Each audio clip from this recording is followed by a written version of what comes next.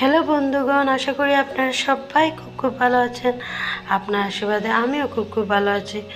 তো কালকে তো দেখলেনই এই সব তেল মশলার খাওয়া দাওয়া করে আর কি রান্না করব সকাল টাইমে। আজকে এই যে কচি লাউ, যে পানি লাউয়ের ইয়েটা একদম মিহি করে কেটে নিলাম, সঙ্গে এদিকে ডাইলও বসিয়ে দিলাম, পাতলা মুসুরি ডাল একটা হবে।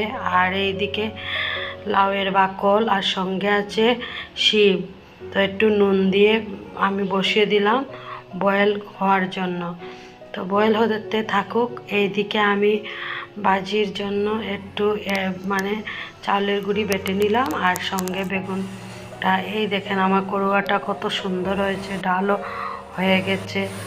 আর এখন স্নান টান করে এসে পড়লাম, গরম গরম বেগুন ভাজিটা করে নেব চাউলের গুঁড়িটা দিয়ে, তারপরে বসে পড়ব খেতে।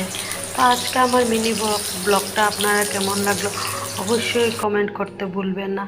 লাইক কমেন্ট শেয়ার সাবস্ক্রাইব করতে মোটেই ভুলবেন না বন্ধুগণ। আর এই দেখেন খেতে বসে পড়ছি। আর কোনো জায়গায় মশায় কামড় দেওয়ার ইয়েটা ছিল না, চৌকির সামনেই মশাটা কামড় দিয়েছে। এই দেখেন করুয়া নিয়ে বসে বলা, অনেক ঝাল দিয়েছি করুয়াটার মধ্যে। গরম ভাত, গরম গরম বেগুন বড়া, সঙ্গে আছে শুকনো শুটকির করুয়া, দেখলেন তো শিম দিয়ে। আর মানে ওই যে পানি লাউয়ের যে বাকলটা আছে ওইটা দিয়ে করলাম একটা শুটকি করুয়া, শুকনো মাছ বলে ক্যালকাটা লোকেরা, ওইটা দিয়ে বসিয়ে একটা করু বানালাম। আর পাতলা মুসুরি ডাল, এটা নিয়ে বেশ আজকে দুপুরে খাওয়া টাওয়া হয়ে গেল।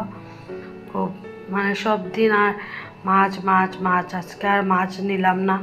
কালকে তো দেখলেনই অনেক কিছু আয়োজন করলাম রাত্রে। এই সমস্ত খাওয়া দাওয়ার পরে খাওয়া দাওয়ার করার পরে আর ইচ্ছা হয় না যে আজকে আর খানির কিছু। তো সিম্পলি রান্না করলাম মুসুরি ডাল, একটা শুটকি করুয়া, সঙ্গে আছে বেগুন বড়া। তো দেখতে থাকেন ভিডিওটা। বেশি কিছু আজকে আর করলাম না, ছোট্টখাট্টো একটা মিনি ব্লগ বানালাম আপনার সঙ্গে শেয়ার করার জন্য।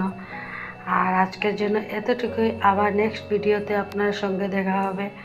দেখতে থাকেন, বাই।